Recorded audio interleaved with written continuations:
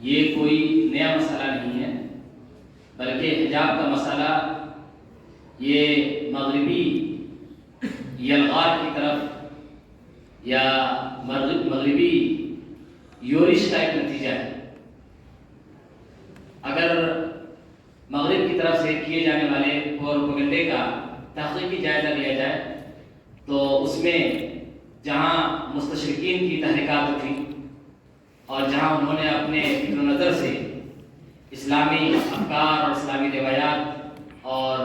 اسلامی تعلیمات پر نت نئے حملے کیے، وہیں پر انہوں نے اسلامی تشخصات اور اسلامی تہذیب و ثقافت پر نشانہ بنایا۔ ان اسلامی ثقافت اور تہذیبی نشانات میں جہاں انہوں نے اظہار رائے کی آزادی اور حریت نسواں، اسی طریقے سے ملازمت اور دیگر دنیاوی کاموں میں مرد و عورت کے اشتراک اور مرد و عورت کی برابری کے نعرے لگائے، جس کے نتیجے میں حجاب کا مسئلہ بھی پیدا ہوا۔ تو سب سے پہلے تو یہ ہے کہ حجاب اور پردہ، اگر ہم انسان کی تاریخ کا جائزہ لیں کہ انسان کی پیدائش سے لے کر کے اب تک جو تاریخی ادوار ہیں، ان تاریخی ادوار میں اگر حضرت آدم علیہ نبی علیہ السلام وہاں سے اگر ہم آتے ہیں تو وہاں سے بھی بات معلوم ہوتی ہے کہ جنت میں جس طریقے سے اللہ تبارک و تعالیٰ نے آدم اور حوا کو جس زیب و زینت کے ساتھ، جس آرائش اور زیبائش کے ساتھ ان کو جنت میں جگہ دی تھی، اور جنت سے نکالے جانے پر جو پہلی اللہ تبارک و تعالیٰ کی طرف سے گرفت ہوئی تو یہی ہوا کہ ان کا لباس اتر گیا۔ یہاں سے یہ بات معلوم ہوتی ہے کہ خدا تعالیٰ کی منشا اور خالق کی منشا یہی ہے کہ انسانوں کے رہنے سہنے اور انسانوں کی بود و باش کا ایک طریقہ متعین۔ ظاہر سی بات ہے کہ مذہب اور انسانی روایات ان دونوں میں بہت فرق ہے۔ مذہب وہ چیز ہے جو زمانے کے بدلنے کے ساتھ، زمانے کے تغیرات کے ساتھ،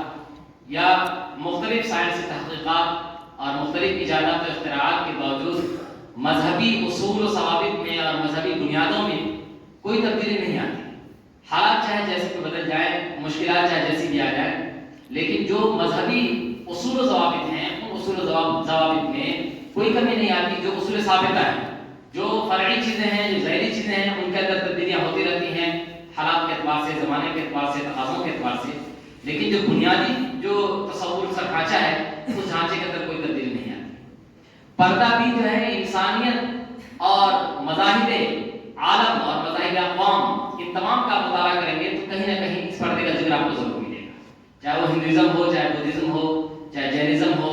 چاہے جوڈائزم ہو، جو بھی مذاہب دنیا کے اندر ہیں، جو عالمی مذاہب ہیں، ان کے اندر پردے کا تصور پھر جملہ آپ کو ملے گا۔ اور ان کی جو بنیادیں ہیں یہی ہے کہ آدم علیہ نبی علیہ السلام کا واقعہ، جس کے اندر پردے کا ان کو حکم بھی دیا گیا، اور پردہ جو ان سے ہٹا تو خود بخود بحیثیت انسان کو شرمندگی کا احساس ہو کہ یہ ہمارے ساتھ کیا ہونے لگا۔ تو پتہ یہ چلا کہ اسلام کا یہ جو حکم ہے پردہ، وہ صرف اور صرف ایک انفرادی حد تک نہیں ہے، بلکہ اس کا اجتماعی اور معاشرتی اور سماجی زندگی سے بھی ایک گہرا تعلق ہے۔ اسلام کوئی بھی ایسا حکم جیسے شراب پر پابندی، جوا پر پابندی، سود پر پابندی، صرف پابندی انفرادی اعتبار سے اسلام عائد نہیں کرتا، بلکہ اس کی جو حیثیت ہے وہ حیثیت سماجی اور معاشرتی طور پر بھی ہے۔ اسی طریقے سے جیسے اب شراب کی مثال کے طور پر، شراب پینے والے کا اپنا ذاتی نقصان تو ہے ہی، لیکن اس شراب پینے والے سے اس کے اہل خانہ بھی جڑے ہوئے ہیں،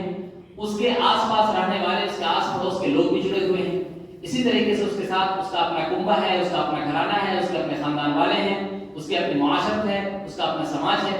تو ظاہر سی بات ہے کہ اگر شراب پینے والا اگر صرف اس کی انفرادی زندگی کو ہم دیکھیں تو اس صورت میں ایسا لگتا ہے کہ اس کو آزادی ملنی چاہیے اور شراب اس کو پینے کی مکمل ایک آزادی اسلام کی طرف سے ہونی چاہیے، لیکن اسلام اس کی اجازت اس لیے نہیں دیتا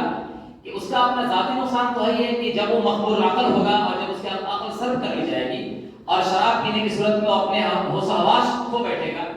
تو وہ اپنے آپ کو تو نقصان پہنچائے گا ہی، وہ اپنے بچوں کو بھی نقصان پہنچا سکتا ہے، اپنے اہل خانہ کو بھی نقصان پہنچا سکتا ہے، اور بلکہ سماج میں جن لوگوں کی پراپرٹی اور جائیداد ہے ان جائیداد کا بھی جائیداد کو بھی نقصان پہنچا سکتا ہے۔ تو ان تمام مضرات اور ان تمام نقصانات کو سامنے رکھتے ہوئے اسلام نے اصول کلی بنایا کہ یہ شراب پینے کی ممانعت رکھی اور ممانعت کی وجہ بھی بتا دی۔ اسی طریقے سے جوا ہے، جوا اس کا اپنا مال ہے، لیکن اس کی حرمت وجہ اس بنیاد پر نہیں کہ صرف اور صرف اس کا نقصان ہے، بلکہ جوا کی وجہ سے جو اس کا مال ہے وہ مال لوٹ بھی سکتا ہے، اور اس مال میں صرف اس کا حق نہیں ہے بلکہ اس کے پیچھے جو اس کا ایک خاندان ہے اس خاندان کا بھی حق ہے۔ اسی طریقے سے جو سماج میں جن کے ساتھ اس کے حقوق متعلق ہے ان کی بھی حق تلفی ہے۔ اس لیے اسلام نے یہ قوانین وضع کیے تاکہ دنیا کا نظام جو جس کو اللہ تبارک تعالیٰ نے محکم بنایا، ٹھوس بنایا، اس دنیا کے نظام کے اندر کوئی خلل واقع نہ ہو۔ اسی طریقے سے یہ پردے کا بھی نظام ہے کہ پردے کا نظام صرف اور صرف عورتوں سے نہیں ہے، بلکہ قرآن پاک نے جب خطاب کیا تو قرآن پاک نے مردوں کو بھی خطاب کیا اور عورتوں کو بھی خطاب کیا، اور دونوں کے اپنے اپنے حدود بیان کیے کہ عورتوں کو پردہ کرنا ہے اور مردوں کو اپنی نگاہیں نیچے رکھنی ہے۔ دونوں کو تلقین کی گئی، اور تلقین کا مقصد یہ تھا تاکہ سماجی جو ڈھانچہ ہے اور سماجی جو نظام ہے اس نظام کے اندر کوئی تبدیلی نہ آئے۔ اسی لیے جو یورپین کنٹریز ہیں ان کے ہاں آج بھی صرف ہم لوگ ایک پہلو کو دیکھتے ہیں، دوسرا جو پہلو ہے ان کے اندر جو عیسائی یا یہودی جو بالکل مذہبی یا خالص مذہبی جن کو مذہب پر ابھی یقین ہے، یا ان کا جو بچا کچا تحریف شدہ حصہ جو واقع ہے توریت کا اور زبور انجیل کا، اس میں جو ان کو ہدایات دی گئی ہیں ان ہدایات پر آج بھی عامل ہیں۔ ان کے آپ نن کو دیکھ لیجئے جو راہبہ ہوتی ہے، راہبہ کو آج بھی آپ دعوت تبلیغ کرتے ہوئے دیکھیں گے، بالخصوص کیرل کے اندر، یا ایسے ہی جو جین مذہب ہے ان کی جو خواتین کو آپ دیکھ لیجئے۔ اسی طریقے سے ہندو اقوام میں بھی آپ راجستھان میں دیکھ لیجئے، راجستھان ہے، ایسے ایم پی ہے، وہاں آج بھی خواتین کو آپ دیکھیں گے تو وہ گھونگھٹ ڈال کر کے چلتی ہیں، چاہے وہ بوڑھی کیوں نہ ہو، چاہے وہ سیاہ فامی کیوں نہ ہو، لیکن پردے کا اہتمام ان کے یہاں آج بھی ہے۔ تو یہ پتہ چلا کہ جو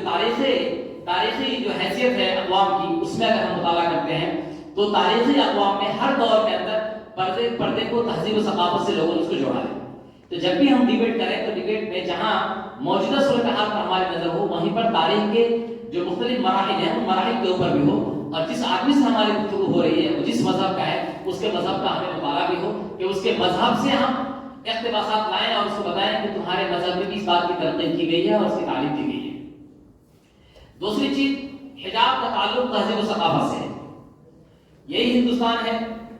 جس ہندوستان کے اندر پردے کا اہتمام بہت زیادہ تھا، چاہے وہ مسلم خواتین ہوں چاہے غیر مسلم خواتین ہوں، لیکن جب یورپین کنٹریز کا اس ملک کے اوپر غلبہ ہوا تو جہاں انہوں نے اپنی تہذیب و ثقافت سے اس ہندوستان کو متاثر کیا،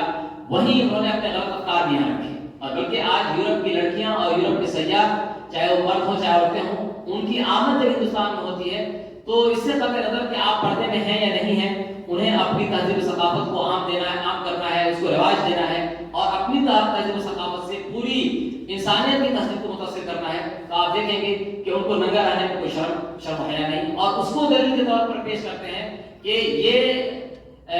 جو شرم حیا کا معیار ہے وہ معیار ہے انسان کے تعامل کے اوپر۔ ایک انسان یہ کہ بار بار کپڑا پہنتا ہے تو وہ اپنے آپ کو یہ محسوس کرتا ہے کہ جب تک میں کپڑا نہیں پہنوں گا تو مجھے شرمندگی ہوگی اور مجھے دوسروں کے سامنے آنے میں حیا محسوس ہوگی، لیکن اسی کو اگر وہ کپڑا اتارنا شروع کر کے دھیرے دھیرے تو اس کا عادی بن جاتا ہے۔ تو گویا کہ وہ حجاب کو عادت سے تعبیر کرتے ہیں کہ یہ ایک امور عادیہ ہے کہ جو آدمی جس چیز کی عادت ڈال لیتا ہے اسی میں ڈھل جاتا ہے، حالانکہ ایسا نہیں ہے۔ اس کی صورت یہ ہے کہ جب بچہ پیدا ہوتا ہے تو بچے کے پیدا ہونے کے وقت سے ہی اس کے جسم کو ڈھانکنا، اس کو پوچھنا اور اس کو زیب و زینت دینا، یہ انسان کی مزاج سے داخل ہے۔ اسی لیے آج بھی اگر ان سے یہ کہا جائے کہ بے حجابی یا بے پردگی اس کا معیار کیا ہو گیا، اگر ہم ان سے یہ کہیں کہ پورا کپڑا اتار کر کے گھومیں تو یورپ کی کوئی خاتون اس کے لیے تیار نہ ہو، اور یورپ کا کوئی مرد اس کے لیے تیار نہ ہو۔ کچھ نہ کچھ حصوں کو ڈھکنا، جو اعضاء مخصوصہ ہیں اس کو ڈھکنے کی آج بھی ان کے اندر عادت ہے، اور آج بھی ان کا اس کا رواج ہے۔ اس کا مطلب یہ ہے کہ پردے کا جو اہتمام ان کے ہے یا پردے کی جو عادت کی دلیل ہے، یہ دلیل صحیح نہیں ہے۔ اگر عادت کی بات ہوتی تو اس صورت میں پردہ بے پردگی کس کو کہا جائے گا، پردہ کس کو کہا جائے گا، تو اس کا مطلب یہ ہے کہ خود دنیا کے نزدیک اس کا کوئی معیار نہیں کہ اس کے حدود کیا ہوں گے، اور جسم کے کن اعضاء کو ڈھکنا ضروری ہوگا اور ان کو ڈھکنا ضروری نہیں ہوگا۔ لیکن اسلام نے صاف ستھرا انتظام بتایا کہ کہاں سے کہاں تک ڈھکنا ہے، کتنا ڈھکنا ہے، کپڑا کتنا لبیز ہونا چاہیے، کتنا پتلا ہونا چاہیے، کپڑے کی ساخت کیا ہونی چاہیے، سائز، ان تمام ساری تفصیلات فقہ کے اندر اور فقہ کی عبارتوں کے اندر موجود ہیں۔ تو اسی یہ پتہ چلا کہ اس کا تعلق کیا ہے تہذیب و ثقافت سے بھی ہے، کہ انسان جتنا مہذب ہوگا وہ اسی قدر وہ پردہ کرنے کی کوشش کرے گا۔ اور یہ پردے کا جو مسئلہ ہے، اگر حیوانات کو دیکھا جائے تو حیوانات کے اندر بھی یہ پردے کی چیز پائی جاتی ہے۔ اللہ تبارک تعالیٰ نے جو ساخت حیوانات کی بنائی ہے، اس ساخت میں بھی آپ دیکھیں گے تو پردے کی جھلک ہوگی۔ تو اس سے پتہ چل رہا ہے کہ انسانوں کے اوپر جو یہ پردے کا حکم دیا گیا ہے، مرد کو بھی پردے کا حکم دیا گیا ہے، عورت کو بھی پردے کا حکم دیا گیا ہے۔ آج صرف اور صرف سوالات یہ اٹھاتے ہیں عورتوں کے اوپر کہ عورتوں کو قید کر کے حجاب میں، حالانکہ عورتوں کی جو تخلیق ہے اس تخلیق پر بھی اگر ہم غور و خوض کریں تو تخلیق سے بھی بات معلوم ہوتی ہے کہ عورت کی جو تخلیق ہوئی ہے وہ جفاکشی کے لیے نہیں، محنت کے لیے نہیں۔ تو اگر عورتیں دھوپ میں نکلیں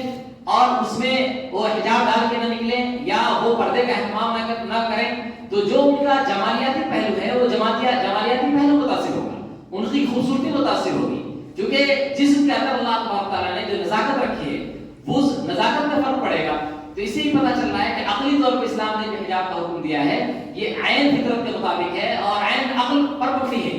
یہ کوئی ایسا حکم نہیں ہے کہ عورتوں کو مجبور کرنا ہے یا عورتوں کو مقہور کرنا ہے یا ان کو گھروں میں رکھنا ہے۔ اگر عورتوں کو مجبور کرنا یا عورتوں کو گھروں میں قید کرنا یہ مقصود ہوتا تو اسلام جو دوسری طرف زیب و زینت کا حکم دیتا ہے، زیورات کے پہننے کا حکم دیتا ہے، مہندی لگانے کا حکم دیتا ہے، اچھے کپڑے صفائی ستھرائی کا حکم دیتا ہے، یہ حکم اسلام کو نہ دیتا۔ حتیٰ کہ احادیث کے اندر اور اسلامی تعلیمات میں اس بات پر تاکید بھی کی جاتی ہے کہ یہ عورت کو اگر زیب و زینت اختیار کرنی ہے تو یہ زیب و زینت اپنے شوہر کے لیے اختیار کرے۔ تو اس سے بھی پتہ چل رہا ہے کہ یہ حجاب کا حکم عورتوں پر ظلم و زیادتی کے لیے نہیں اور ان کو قید کرنے کے لیے نہیں ہے، بلکہ ان کی جمالیات میں اور ان کے حسن میں اضافہ کرنے کے لیے۔ اس کے بعد ہے فلسفہ حجاب۔ فلسفہ حجاب کو جو روشن خیال لوگ ہیں یا جو اپنے آپ کو دانشور کہلاتے ہیں ان کے سامنے فلسفہ حجاب کو بتانا بہت ضروری ہے۔ جب ہم قرآن پاک کی آیات کو پیش کرتے ہیں یا احادیث کو پیش کرتے ہیں تو ظاہر سی بات ہے کہ وہ قرآن پاک پر اور حدیث پر ایمان ہی نہیں رکھتا، اس کو اس پر یقین ہی نہیں ہے۔ تو جیسے ہی آپ نے حدیث کا ذکر کیا تو وہ فوراً اس کو ریجیکٹ کر دیتا ہے، یا جیسے آپ نے آیت پیش کی تو اس آیت کو مانتا نہیں، اسے تسلیم نہیں کرتا ہے، اس سے وہ فوراً کہتا ہے کہ اس آیت کی غیر مردی کوئی حیثیت ہی نہیں ہے۔ اس لیے جب بھی ہم ایسے لوگوں سے بات کریں تو عقلی طور پر ہم اسے سمجھانے کی کوشش کریں کہ آپ کہتے ہیں آزادی چاہیے، تو آزادی کے حدود کیا آپ کے نزدیک؟ میرے اعتبار سے اگر آپ چاہتے ہیں آزادی تو بالکل ہی آزادی یہ ہے کہ بالکل کپڑا ہی نہ پہنیں، اس میں آپ کا خرچ بھی بچے گا اور آپ کو جو ہے کپڑا سلانا بھی نہیں پڑے گا، درزی کے پاس جانا بھی نہیں پڑے گا، کپڑے کے سر پہ بھی آپ کو اٹھانے پڑیں گے۔ اور عورتوں کے تعلق سے بھی بات یہ کی جائے کہ یہ صرف اور صرف جو لوور پہن لینا یا بہت چست لباس پہن لینا یا ایسا لباس پہننا جو جس کو نیم برہنہ کر دے، آخر اس کی